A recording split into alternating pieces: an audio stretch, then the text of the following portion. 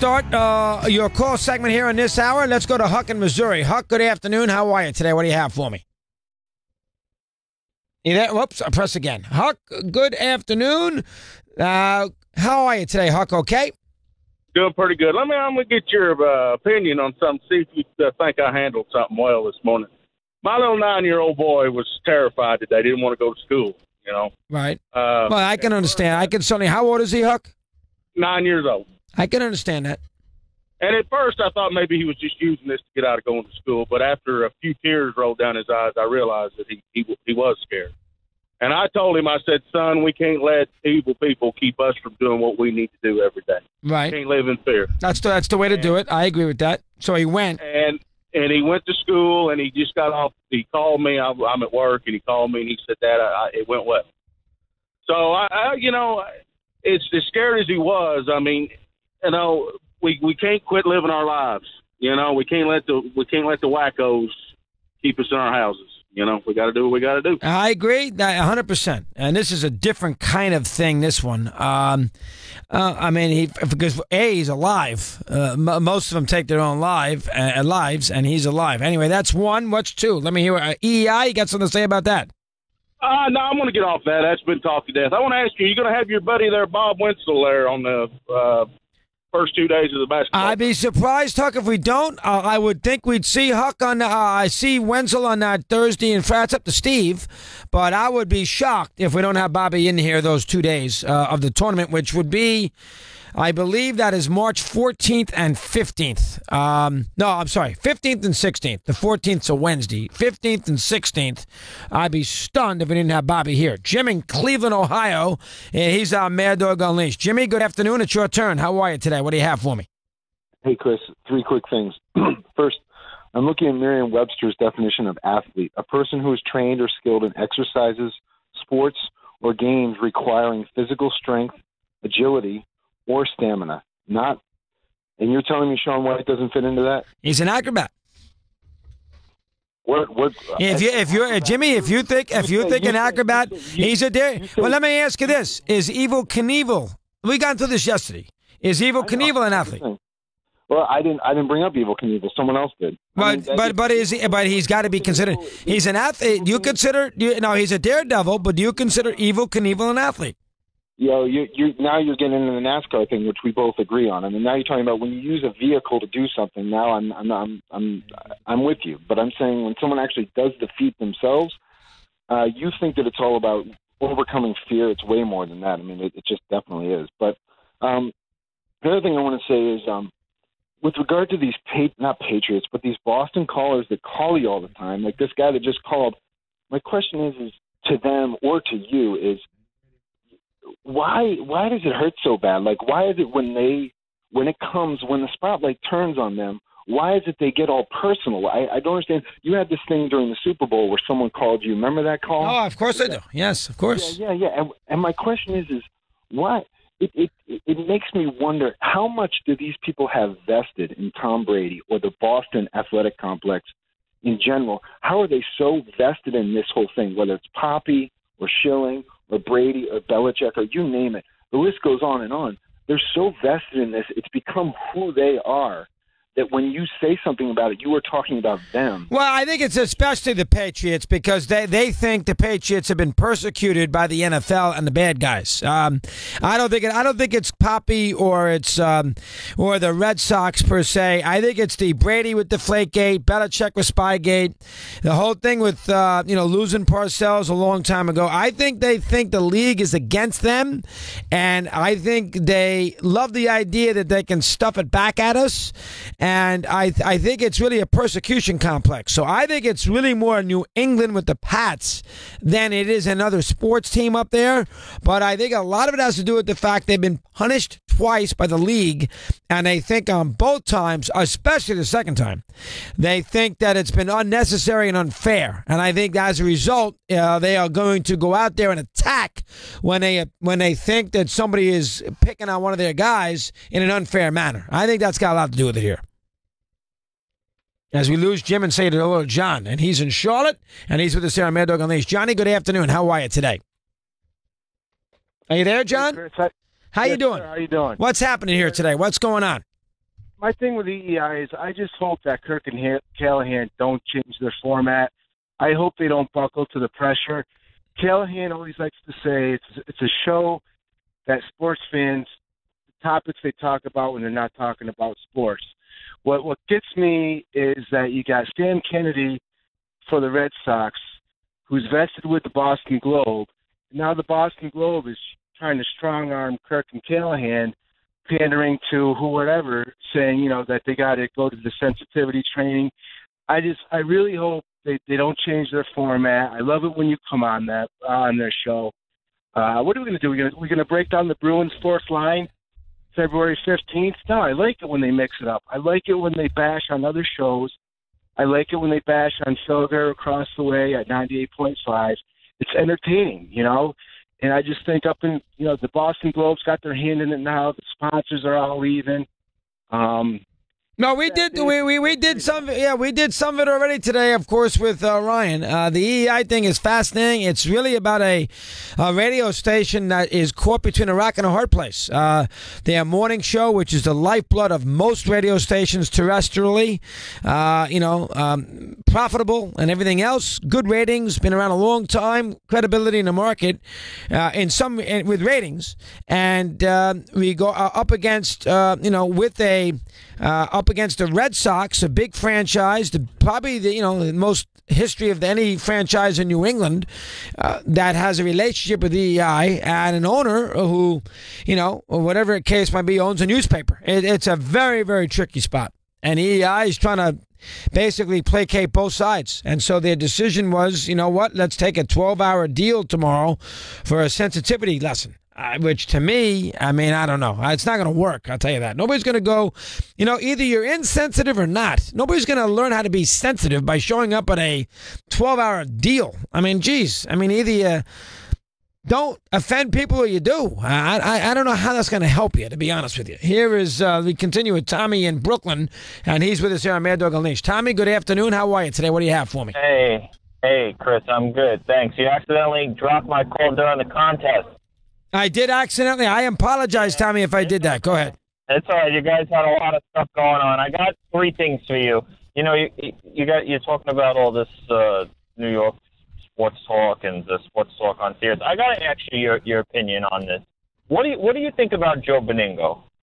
We can't, Tommy, let's not do Joe Benigno today. Let's not do local radio because you got a big audience to take care of here today. We can't be breaking down middays at stations. I probably made a mistake based on the EEI thing. Everybody's wrapped up in that. We can't spend our time doing that today. Scott in Tampa, and that's not knocking Joe, it's just reality. Scott in Tampa, good at 99% of the country doesn't know who he is. That's just the reality. New York is huge, but not anymore. Scott in Tampa says hello, and he's with us here on Mad Dog Unleashed. Scott, good afternoon. How are you today? I'm doing well, Doggy. Thanks. Two things. First, on the this guy who's called you a few times in the last few weeks from Mass or Boston, saying you're making up stuff about Tom Brady. Chris, I don't understand something. Tom Brady, as a public figure, put his family on social media. If he didn't think his family was going to get criticized, he was kidding himself. Now, did that person use the wrong word? Sure. Could he have said what he said about the daughter in a different way? Yes. But if you put your kid on social media, you have to expect that their behavior is going to get criticized. If you don't want it criticized, don't put it on public view. That's Howard's. What the issue is. That's Howard's take on it. Yeah, there's some truth to that. Go ahead. Fire away. Of course. And then here's the other thing on the guy from KMBR. Look, Chris, what he said, or let's just put it this way, the words he used were wrong, Chris. If he would have came out and said, you know what, I watched her the other night snowboarding, she was fantastic, and you know what, she happens to be a very attractive young woman, would anybody have said anything?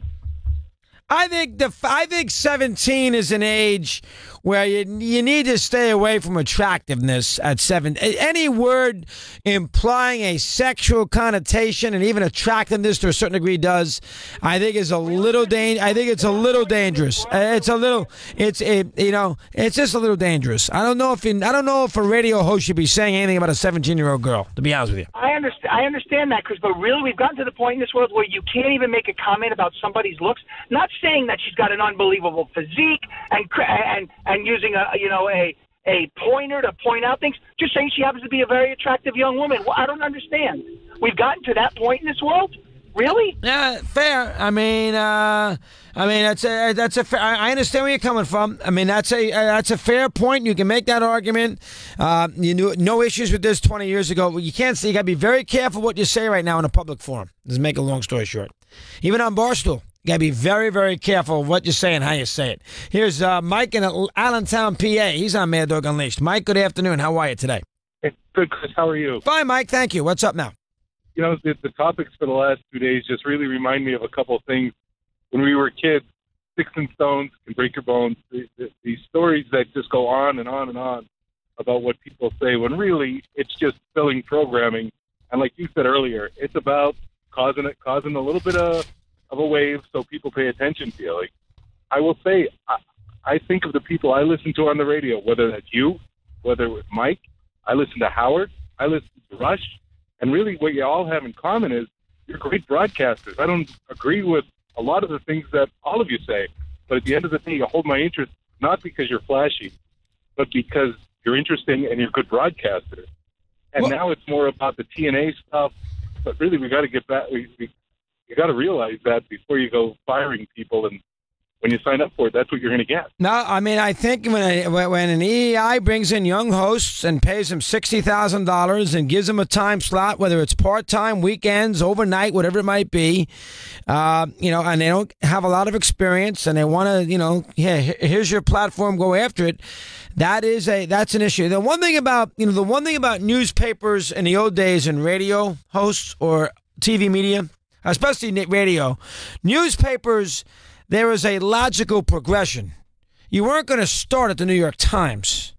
Okay, 23-year-old kid out of college was not going to start writing newspapers, writing a column or covering events at the New York. Maybe it's changed in the last 30 years, but when I was doing it, they're not going to start at the New York Times. They're not going to go to the Pensacola Press, and then they're going to work their way up. Radio's different. Radio, you could start at that kind of level. You could start at a top 5, top 10 market easy in radio. You can't do that in newspapers. At least you used to not be able to do that. So maybe it's changed in the last, whatever it might be. But when I was starting out, if I was a radio host, I had to go to a small city. If I was a great writer, I'll give you an example. Phil Taylor, my good buddy Phil Taylor, write for Sports Illustrated. His first job that I can recall in print, the Miami Herald. That's a hell of a newspaper. I started out at WEXI, a daytime radio station in Jacksonville, Florida. You had to earn it more so I actually gave you the wrong. I should have flipped it around. I should have started at the Miami Herald and had Phil start at EXI. But he was a great writer, so I'll leave him out. Normally, the guy goes to Pensacola, and I would end up in Miami as a 24-year-old. Normally. And that's kind of the wrong way to do it. You should do it the other way where, the radio should start at a small place and work their way up. It doesn't work that way anymore, so you get a lot of young guys who are flopped on radio stations whose job is to make a name for themselves. Gil is in New York City, and he's on Mad Dog Unleashed. Gil, good afternoon. How are you today? Good afternoon. How are you today, dog? Fine, Gil. Thank you. What's happening now? Let me hear. I wanted to bring you back to 1988, the first time I heard you on the radio. Okay. And I was living in Massachusetts at the time, and I think it was the Knicks' second year under Pitino, and we had swept the 76ers in the first round. 3 straight games, yeah. And I remember that they did something really obnoxious by sweeping. Yeah, Mark Jackson took a broom out and started sweeping the Spectrum floor, and I went crazy, if I'm not mistaken. Go ahead. Which was completely lame. And so then we go to Chicago. I don't remember if we had home court advantage or not. Yes, we did have home court. You did. You lost in 6 games. Right, we lost in the game. First game, and there's something specific I'm going to recall with you. But the first game, we had like a 10-point lead with 3 minutes left, and we blew it. We won game 2, and then they went to Chicago, and it was the only time they played games 3 and 4 in consecutive days. Yeah, they did that back then. They at times that teams had to play back-to-back days at home, and they probably did that because the Blackhawks were in the playoffs. But I understand. Go ahead. Yeah, and they Chicago just really blew them out both games. The Knicks looked really bad. And I remember a Sunday afternoon after the second game, and you went on a rant on the radio that was like no other rant I had ever heard from you in the 30 years I've been listening. I don't know if you remember this. I mean, it was you were. Well, I remember the series. I do remember the series. I was probably May of '89 or April of '89. I can look it up. 88. '88. Might have even been 88. All right, '88. All right, so May of '88. May of '88. I was at WMCA. I wasn't at FAN. It was 89. Oh, it was '89. But anyway. All right, so May of '89. I was at WFAN. Go ahead.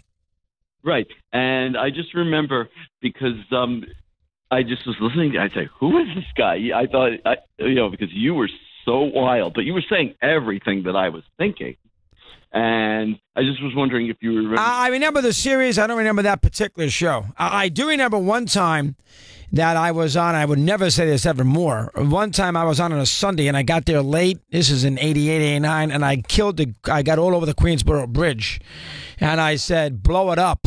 And that, obviously, you could never say that after you could never say that after '93 when they try to do the same thing with the wall. But back in '87, '88, you could get away with that with the terrorists.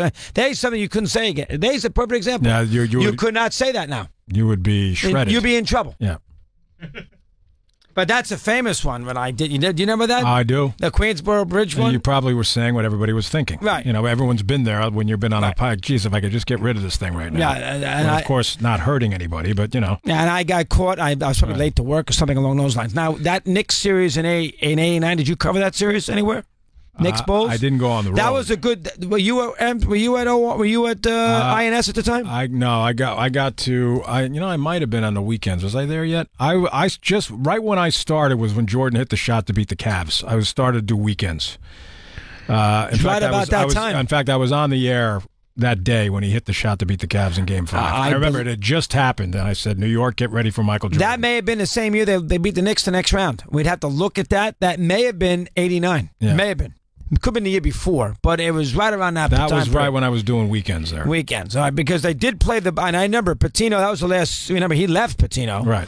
Because he went to go to. They swept the Sixers. It was the same year. So go ahead, Ray. Bulls beat Cleveland 3-2, and then the next round, Bulls beat the Knicks 4-2. Yeah, that's it. Yeah, that was when they swept the Sixers and they got criticized for it because they were walking with the broom. That's one of the things I tell you about Mark Jackson, because Mark Jackson was the one who had the broom. If you remember correctly, I do. Very annoying, and that's typical Mark Jackson. He's a little immature about that. A little. I mean, geez. That's Cheminsky, Barkley, and they really embarrassed the Philly in that year. But I do remember that series pretty well. The Knicks, they won a Game 5 at home, down 3-1, and then they lost Game 6 back in Chicago. Yeah. Remember that series? Yep. And I was probably doing radio. So I wasn't doing Mike and the Mad Dog, but I was doing something. Anyway. That was about the time that, you and I, and in fact, somebody called up the other day and said, how did you and Dog really? Get to be friends? It was right about that time period. And I said we were covering a game at the Garden when I was working for a radio station in Westchester, north of the city, and you were at MCA, and we were sitting up top before, and I, of course, made the crack. That was before you sat courtside with Mike all those years. Who played in that game? I want to say it was a Knicks Bulls game. It must have been. It had to be a big game if we were both at it. You know what I mean? Yeah, I vaguely remember. I thought it was a Ranger game. It was upstairs at a Knicks game. Yeah, okay. I believe it was, and they sat us next to each other, and we started talking, and the rest, as they say, is history.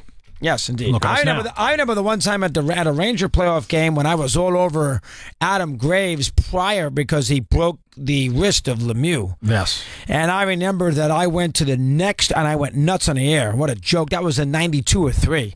And I remember I went to the next Ranger home game, and the fans. You needed security, didn't you? Oh, my God. They were all over you. Oh, my. I had to be basically escorted out of the building.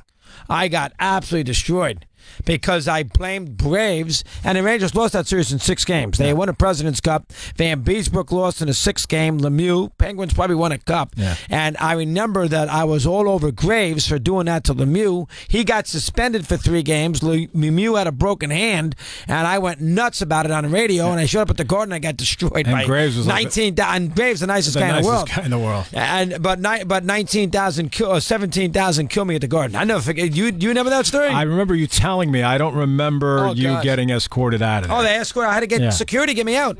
I was wearing a yellow sweater for some reason, a yellow sweater on a spring night, and the security said, "Mr. Russo, follow us." Nobody knew me at the time. It was '92, just started. That was a major issue.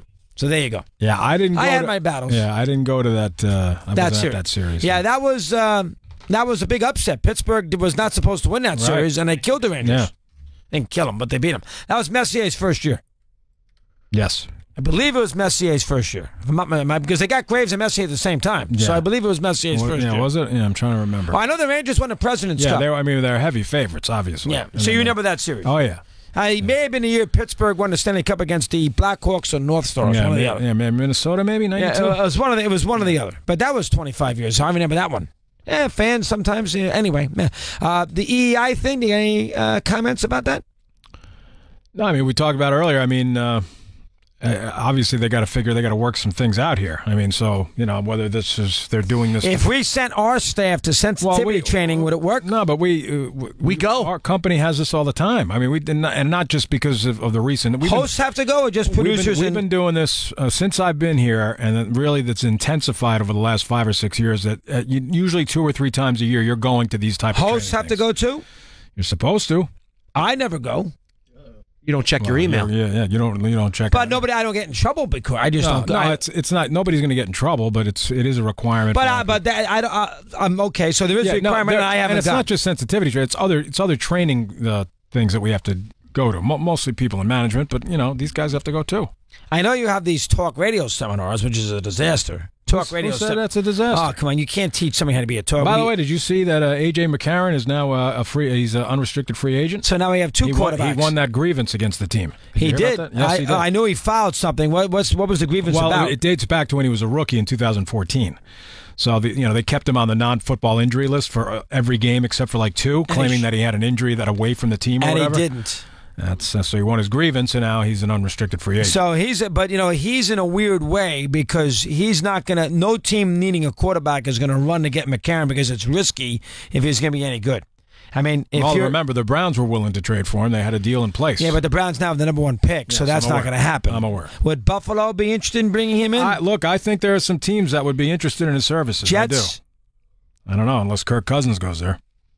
Yeah, he sort of had that good little run. He is not, you don't know what you're getting with him that he is your answer for the future. He was a 5th-round pick. He had a good 3 or 4 games. He had a pretty good playoff game against the Steelers, but you do not know if he's and these teams are desperate for quarterbacks. Jacksonville, if Buffalo, I'm willing the to Jets. Bet, I think someone's going to make a play for him. I mean, multiple teams. I'm not sure if a team wants to win a championship is going to do it, though, Steve. I don't think Elway will. I don't think Jacksonville will. You want to tell me the Jets will buy a little time might do it? I'll buy that. Jacksonville may be in play for Cousins. They might be. Yeah. I mean, but my point is a team that thinks it's ready to win will not make that move because they want that's right. With the Orioles Andrew today. Kashner with the Orioles, correct. All right. And then Federer won today, so 1 win away from being number 1. There you go. Mr. Torrey, 20 in front of the hour. Mad Dog Unleashed.